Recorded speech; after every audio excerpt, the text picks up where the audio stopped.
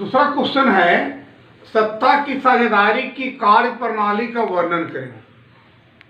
जब केंद्र में या राज्य में किसी एक दल की सरकार नहीं होती है तो कई छोटी छोटी पार्टियां आपस में तालमेल कर लेते हैं, मिल जाते हैं और मिल जाने के बाद सरकार बनाने के संकल्प लेते हैं।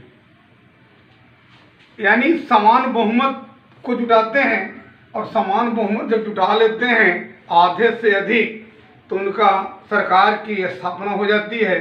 और सरकार की जब स्थापना हो जाती है तो सबसे बड़ा कार्य है कि विभागों की बंटवारा होना, अच्छे अच्छे जो अनुभवी महत्वपूर्ण व्यक्ति होते हैं उन्हें ऊंचे ऊंचे पदों पर नियुक्त किया जाता है। जैसे में गृह मंत्री, प्रधानमंत्री, विदेश मंत्री, शिक्षा मंत्री, स्वास्थ्य मंत्री, ये सब अच्छे अच्छे जो पोर्टफोलियो है, जो अच्छे अच्छे विभाग हैं, वो वे कुशल एवं योग्य उम्मीदवारों को ही दिया जाता है।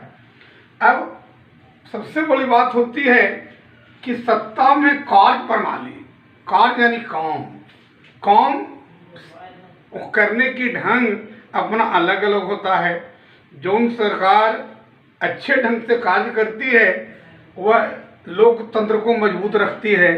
लोकतंत्र में जनता जब तक खुश नहीं होगी, जनता के जब तक विकास के काम नहीं होंगे, तो 5 वर्षों के बाद उन्हें जनता के पास पुनः जाना पड़ता है।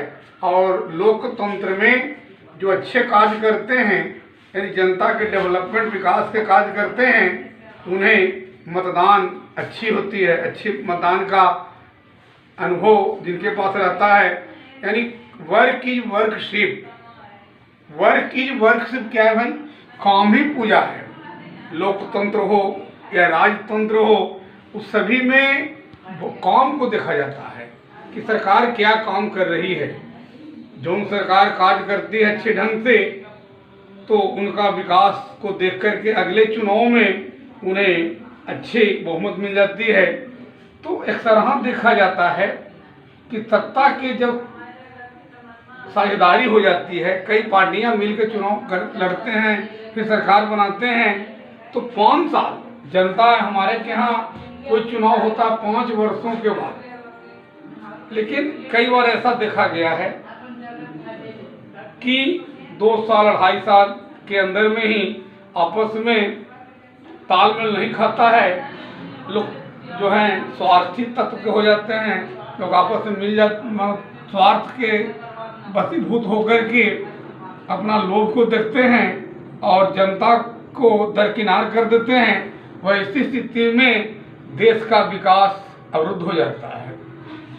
और जब देश का विकास अवरुद्ध हो जाता है तो हमारे प्रधानमंत्री जो होते हैं या राज्य के मुख्यमंत्री होते हैं, उनका पहला उद्देश्य होता है राज्य या देश का विकास करना, बाहरी दुश्मनों से रक्षा करना, डेवलपमेंट को आगे रखें, सामाजिक, आर्थिक, सांस्कृतिक बिंदुओं पर वो विचार करते हैं।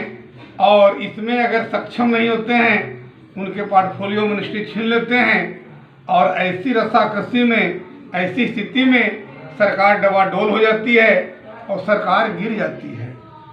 यानी हमारा जनता को, हमारे देश के नागरिकों को पुनः चुनाव में जाना पड़ता है, तो कहते हैं मध्यावधि चुनाव। बस।